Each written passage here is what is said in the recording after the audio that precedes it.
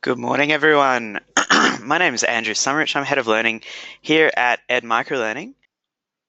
We're just going to look at what we'll cover in this session briefly.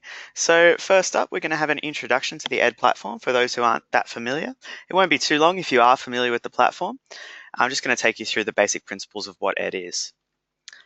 Then we're going to have really a crash course on the microlearning principles. So you might be an instructional designer for traditional e-learning, and that's great, and you're more than welcome here. But we are just going to take you through those microlearning principles and show you, the key differences between legacy e-learning and our mobile-first microlearning. We're going to have a demonstration of the authoring tool after that, just to show you how to actually make a lesson. And we're going to make a lesson right here in front of you. It's going to be interactive. It's going to work as soon as we're done.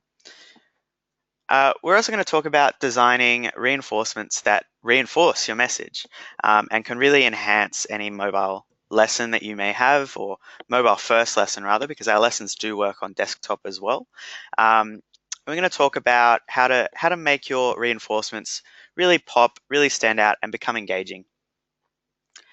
And then we're really excited to share with you also some really cool lab features. That'll be right near the end of the presentation, and we've got some really great stuff in the works.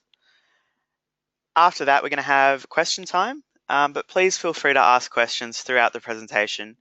I should be able to get to them either during the presentation or afterwards, depending on how much time we do have. So I'm going to talk now, just as a brief introduction to Ed, what the role of a traditional instructional designer entails. And the point I'd like to make is that traditional instructional designers have to wear a lot of hats.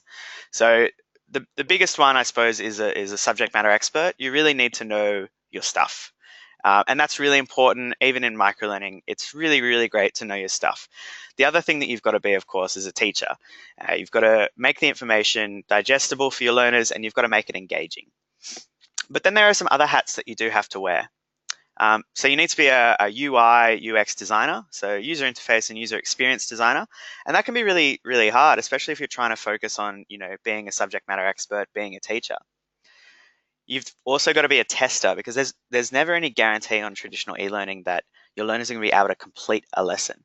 And you've got to test on multiple platforms, and you've got to test for multiple pathways. You've also got to be a web developer. And by that, I mean, you've got to have that custom branding.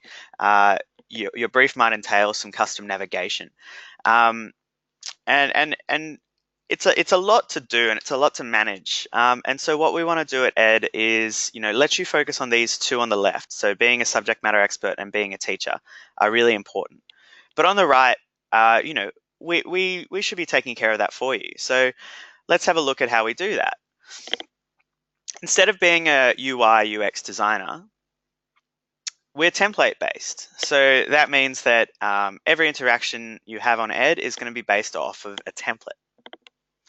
Instead of being a tester, we'll do that for you. So the navigation of the course menus, navigation of the lessons, distribution of the lessons, and your user experience are all taken care of by the Ed platform. And instead of being a web developer, we've got some really effortless custom branding. You don't have to worry about the brand that your lesson shows up as. You simply drag and drop a logo in, you drag and drop a background in. We'll take care of the formatting, and we'll take care of that configuration for you. We won't get into branding today, but it is really super simple, and you can read all about that on Ed Academy, which is on our website. But believe me when I say it really is effortless. You can brand up a lesson in less than an hour. You don't have to worry about writing any lines of code. So let's look at the key ingredients of Ed.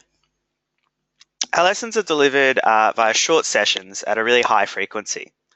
So what that means is, ideally, you want to be delivering one lesson per day. Now that's the ideal amount. You don't have to do that, but our ideal lesson is about 5 minutes a day. And that also enables learners who might have forgotten one day to catch up really easily. So instead of having 5 minutes one day, if they forget, they'll only have 10 minutes the next day. And it's a lot better than having a 2 or 3 hour module that they're going to have to sit down and complete. Bite-sized engaging content is really important. And we found that increases learner engagement, and it also increases retention. And we've also got push notifications for new content. So our platform is going to automatically send out push notifications every day if a learner has new courses available, or even if there's new pricing available with our inbuilt pricing system. So, and that's also going to go straight to their device. They're going to be able to hit that notification and jump straight into their lesson. So that's really important as well for reminding your learners about your content, and it definitely helps in the fight to engage your learners and get them completing lessons. So let's talk about making a great micro lesson. And I've got an example here on the left of a lesson. Only 3 out of 4 people completed. Now, this lesson had 21 slides in a lesson, which would have taken about 15 minutes to complete for a learner on average. And all the lessons were available simultaneously. So an entire month's worth of courses were dropped at once. And I suppose the client decided that they want their staff to be able to do it at their own pace. So they just dropped them all at once. But this had an unintended side effect of overwhelming the learners. Learners weren't prepared to do an entire month's worth of coursework at once. So a lot of them just approached it as this mammoth task, and 1 in 4 of them just didn't complete it. Now we look at this lesson over here with only a 1 out of 10 non-completion rate, which is it's a stark improvement. Instead of a quarter of people not completing the lesson, you've only got 1 out of 10 not completing the lesson, which is, ideally you want 100%, but in reality, that's very unrealistic and unachievable. But a 5% non-completion rate is great. And let's see what this person did. They had an average of 8 slides a lesson, which would have taken less than 5 minutes for the learners to complete. And these lessons were released progressively over a month. So 1 lesson per day of the week, or per working day rather, released progressively over a month. And this really increased engagement, mainly due to the fact that they were able to be less overwhelmed by the content, and also the fact that these were such concise lessons. Let's have a talk about the different types of templates that you can have in Ed. So I mentioned that Ed was template based. There's 2 real main types of templates. So up the top here we have our learn templates, and down the bottom we have our game templates. So our learning templates include knowledge transfer, which is much like an existing authoring tool and can be text, video, audio, or images. We also have interactive templates, which are just quick interactions to get your learners engaged in your content. So they can be things like multiple choice questions, drag to match, fill in the blanks, that sort of thing. So they're really quick interactions. They have either a right answer or a wrong answer. And then our third type of template is a game template. This really reinforces the key concepts in a lesson, and it repeats information that the learner's already seen in the knowledge transfer or interactive templates. So it really just backs up your information with repetition, and that can really ensure that your message is retained by the learners, and it also adds a little bit of fun into the lessons. It really gets your learners engaged. We see in our analytics, we have learners going back 3 or 4 times to improve their score in a game. So that can be really constructive when you're designing e-learning. I'm just going to share with you now some golden rules to make really great micro lessons. So the first rule, I suppose, is to have 1 knowledge transfer template for every reinforcement, and to also add games. So after every knowledge transfer, you should be having a reinforcement. So that can just be a multiple choice question. It can be a fill in the blanks. But then at the end of the week or end of whatever module you have a review lesson, have a game, have something to really back up your information because they might have missed it. And then that enables them to go back and really drill down into that content. The other thing I would say is aim for 8 slides per lesson. So as we saw in the statistics, that can really improve your completion rate. 8 slides on average takes about 5 minutes to complete. Of course, that's not a hard and fast rule.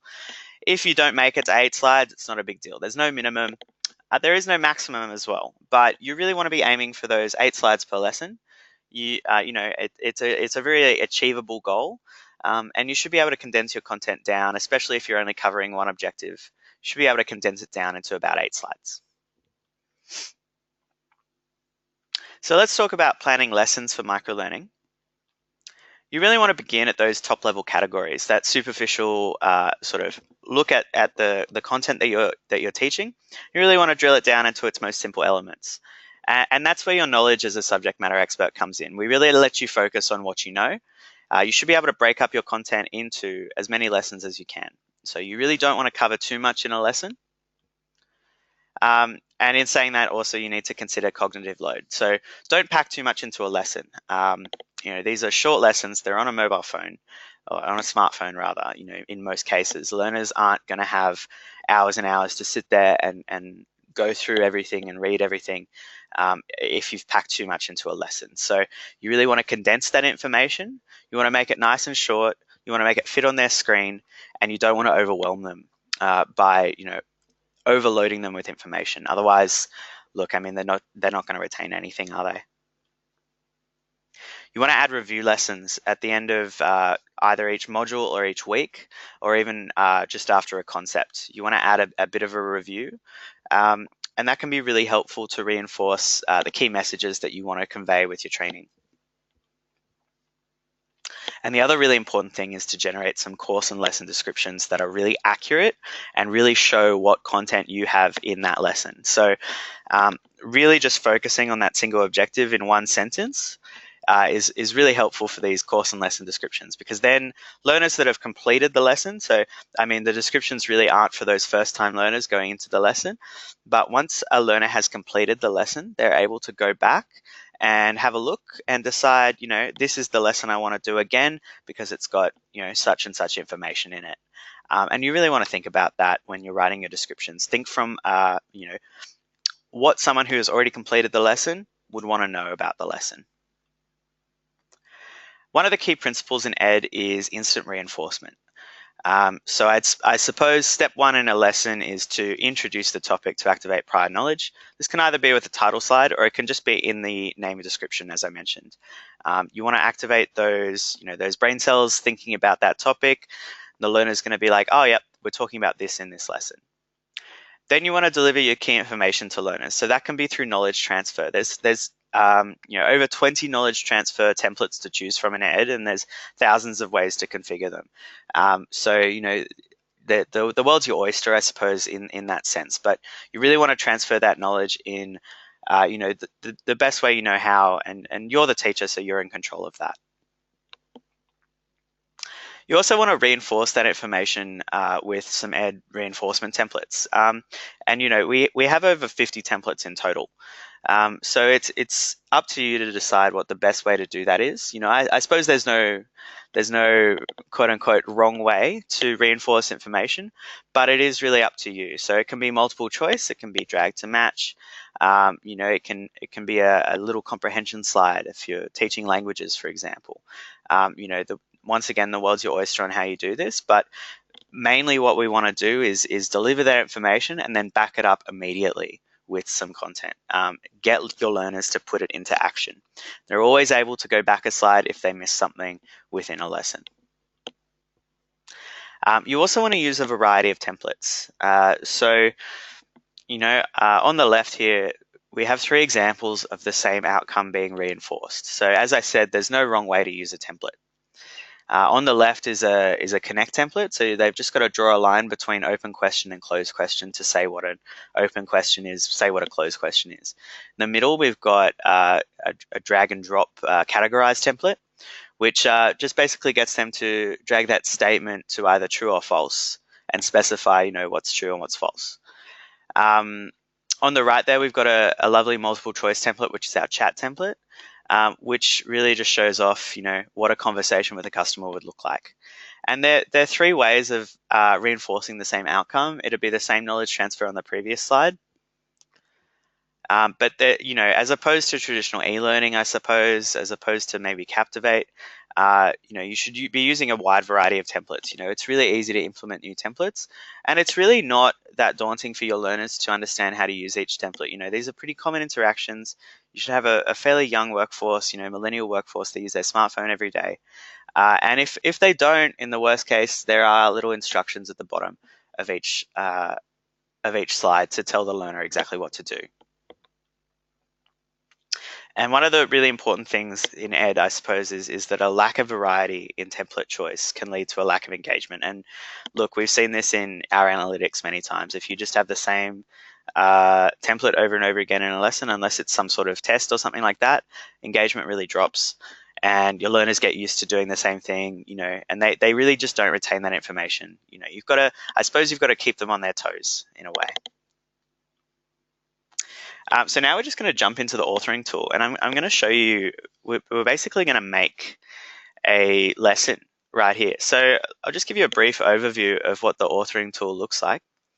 So on the left here, we've got a live preview window. So everything I click on in here is completely interactive, and it's exactly how the learner is going to see the lesson. If I change something over here in the middle, which is our configuration panel, if I change something, it's going to change immediately over here on the left. All these buttons are clickable. And the other thing that I can do, which is really useful, is look at how it's going to look on a different device. So say, for example, I wanted to see what this lesson is going to look like on an iPad. And it's going to get a little bit smaller. Obviously, there's not that much space here, but we can just see how that layout's going to look on an iPad. We've even got, Android phones down here. We can see how this lesson that we're going to make about an iPhone 10 is even going to look on an iPhone 10. I'm just going to change it back to iPhone SE just so it's nice and big for you guys. I'll make it a bit bigger as well. There we are. So instead of this title slide, we have heaps of templates to choose from. So I'm just going to go over here to our slide picker, from which we can navigate between our slides in our lesson. And we can also choose a new slide for this title slide. So I'm just going to hit this little cog here, and our template library is going to come up. So here in content, we've got heaps and heaps of slides to choose from. We've got images, we've got some interactive templates that let the learners really interact with that knowledge transfer. Obviously, there's no right or wrong answer within knowledge transfer. We've got videos, so you can include a video from YouTube or Vimeo, or you can just upload it directly to Ed if you've got it on your computer. We've got tables, image waypoints, so they can explore within different images. But the knowledge transfer template that we're going to go through today is called Scratch to Reveal. So I'm going to make this lesson jump straight into information about the iPhone 10. Now I've got a couple of images over here, which I can really, really simply just drag and drop onto here. And just give it a couple of seconds. There we go. So we can see the image that I've just dragged here has popped up here. And what I can do is now test the slide. I'm going to see how it's going to look for our learners. As you can imagine, if I was a learner doing this, I'd be using my finger on their device. But as you can see, it works just fine on a desktop computer. So what we're going to see now is how rapid this really is. So I'm going to make a complete slide now. So I'm just going to title it Face ID, which is the first feature we're going to focus on. I'm just going to insert our copy here. So our first thing that we're going to say on the I guess the before screen is Scratch to reveal how Face ID works, and then we're just going to add an ellipses to show that it is an interaction. Now this hash at the beginning just alters the size of the text. So if you have one hash, it'll be the first header, so the biggest. 2 hashes slightly smaller, 3 even smaller again. So I'm just going to leave that on the biggest. And then we're going to just configure our after content. So I've got another image to upload here, and I'm just going to copy in our copy here.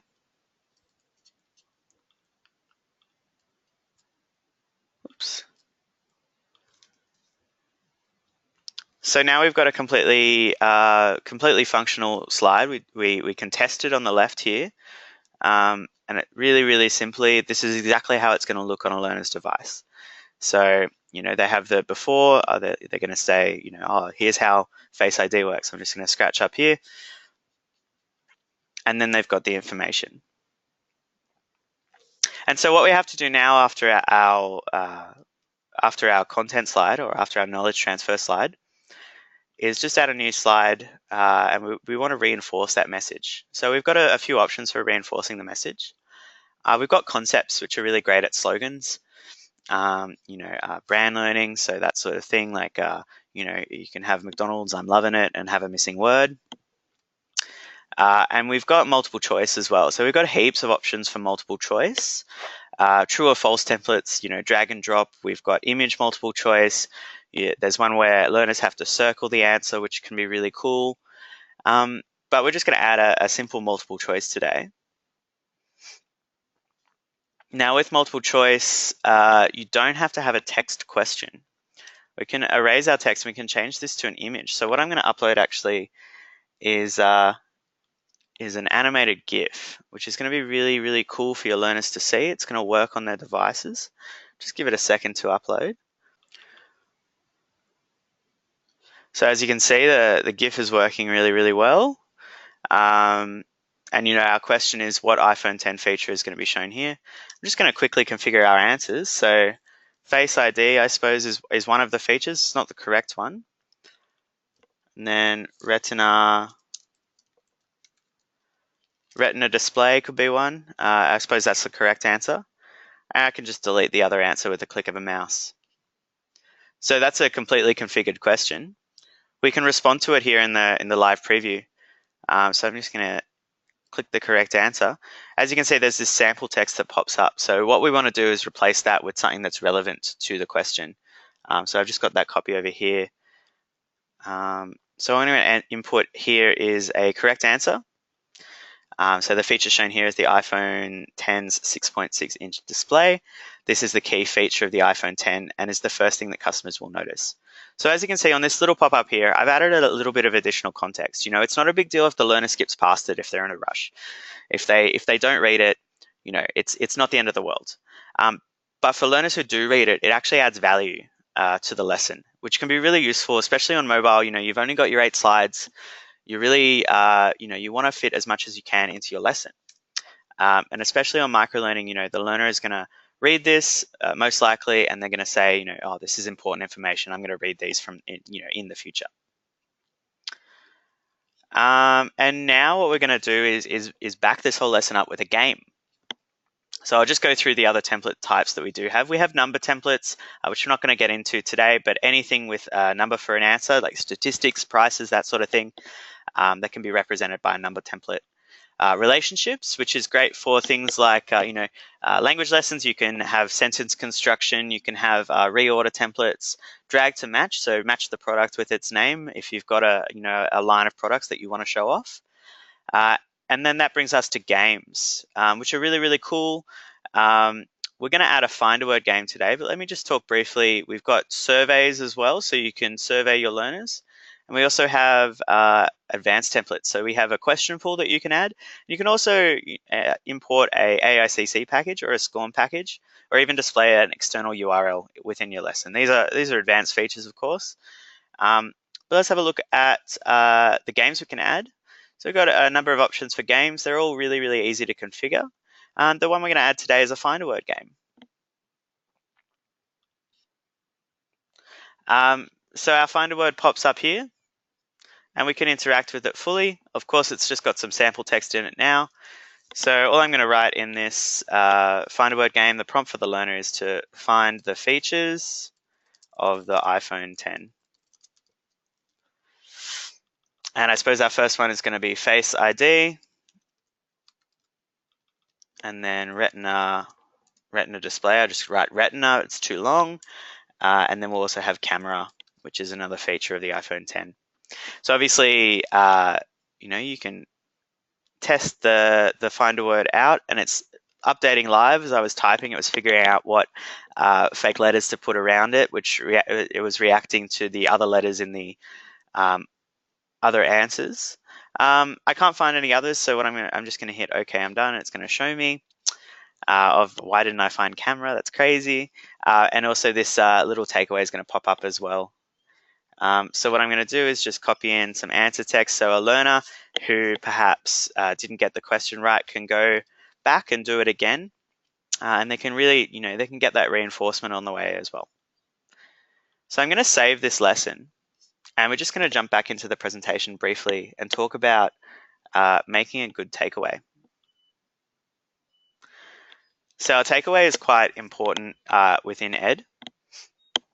they really enrich your reinforcements. So, as I said, you do have such a short lesson. You really want to enrich those interactions to be, part knowledge transfer and part reinforcement. So a really bad takeaway would be no takeaway, but a great takeaway makes sense whether or not the learner answers correctly. So they're going to know whether or not they're right or wrong with this little, not quite prompt at the top. But you also want to add a little bit of information into it as well. So they're often overlooked by first-time authors, but they're really important within the Ed platform, just as I said, to enrich those lessons. So you need to have two things in your takeaway. The first one, of course, is the correct answer to the question. You can't say if the learner is right or wrong, of course, but you can reinforce the correct answer. And then you need to have additional context. So let's have a look at what that looks like. So up here, the learner has been asked to identify which graph represents listening behavior. And of course, you can't insert a graph into text. So you've had to describe the graph and show, here's the correct answer. And then we can add a little bit of additional context as well. So basically just explaining the context around why that answer is correct or incorrect. We're going to just show off some lab features, which are really, really cool. But I'm just letting you know these are preview-only features. They're subject to change, and they're not 100% there yet. So if it doesn't work, please, bear with us. But we've got some really cool features on the way. So I'm just going to save this lesson to make sure that it's all saved and jump over here into our lesson dashboard. I'm just going to refresh this page to make sure we're viewing the most up-to-date page. So obviously we can see down here, this is the lesson that we've just made.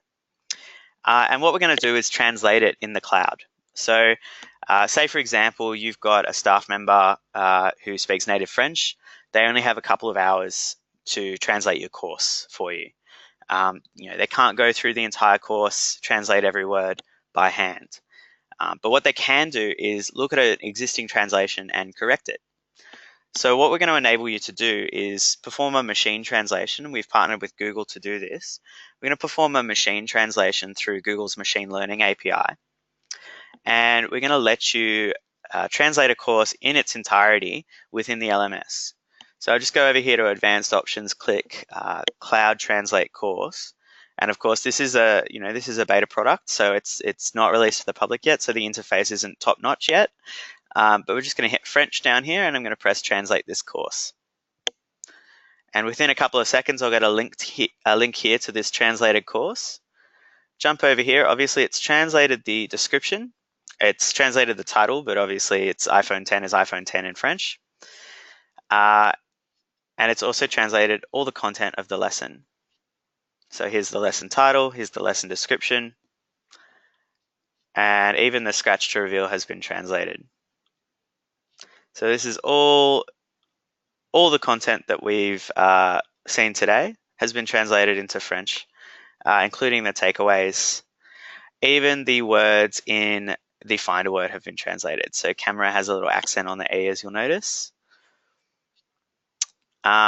So it's really easy. It's not a perfect translation, and it's never going to be. It's not intended to be perfect, but it is intended to save you a lot of time dealing with translators and dealing with, it enables your native speaking staff members, perhaps who work in your office, to translate a course really, really easily, and it enables those, that verification from your staff members, which can be really important. Now, another feature that's going to be really useful for making authoring nice and rapid is our import content from URL feature, which is obviously there's a button down here. This is once again not released to the public, and it's still within a beta. But what this feature is intended to do is really empower you to get your lessons out as quickly as you can. So let's say, for example, Apple have just released their product red iPhone, and you need to get a lesson out to your learners really, really quickly.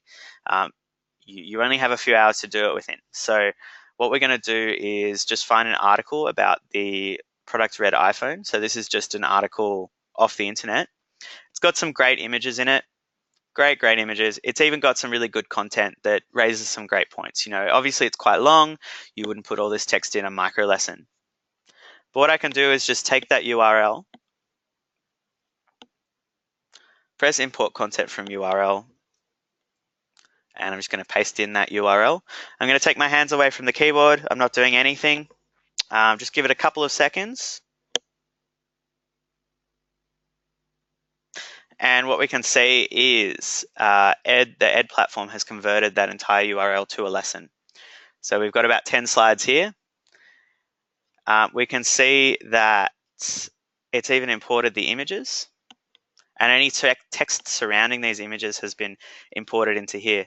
So as you can imagine, it's not a complete lesson. It's still got some slides without images. It's got some, it doesn't have any interactions. We don't do that automatically. But what this does is saves you a ton of time. So if you want to get this lesson out to your learners really, really quickly, you've already got your images in there. You've got some content in there that you might keep. It's a really, really simple way of just importing some raw information, getting it into Ed, and then using our great authoring tool to navigate between the content and figure out what you want to keep and what you want to take away. So these are our lab features that are still within development. If you did have any questions about those, please feel free to ask them, or if you had any questions about the rest of the lesson, that would be really, really great. I'd be more than happy to answer those questions. And let me just say, my name's Andrew Summerich. I'm our head of learning here at Ed. Thank you very much for joining us, everybody. If you do have any questions, please feel free to type them into that question box, and I'd be more than happy to answer them. We also have here with us our Client Success Manager, Alison White, who is joining us from New York, who'd be more than happy to take any questions. So I've just received one question. Can a salesperson create a short video of their pitch and share that with their manager or other salespeople? That's a really good question, and we do empower you to do that. They would have to go through the authoring tool, but we also envision a feature that might enable them to do that directly on their device. It simply isn't a feature yet within Ed. However, watch this space. We're always developing new features.